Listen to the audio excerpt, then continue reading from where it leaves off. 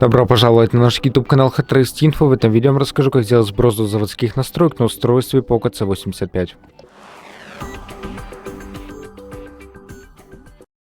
Для этого зайдемте в приложение настройки, выберем тут пункт о телефоне, прокрутим вниз до пункта сброс настроек. Нажмем стереть все данные, впишем наш пароль и нажмемте сброс настроек. Подождем 10 секунд.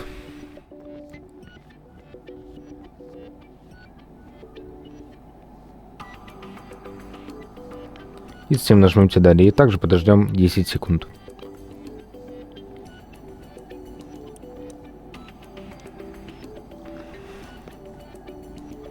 И нажмемте ОК. И подождем, пока наше устройство перезагрузится.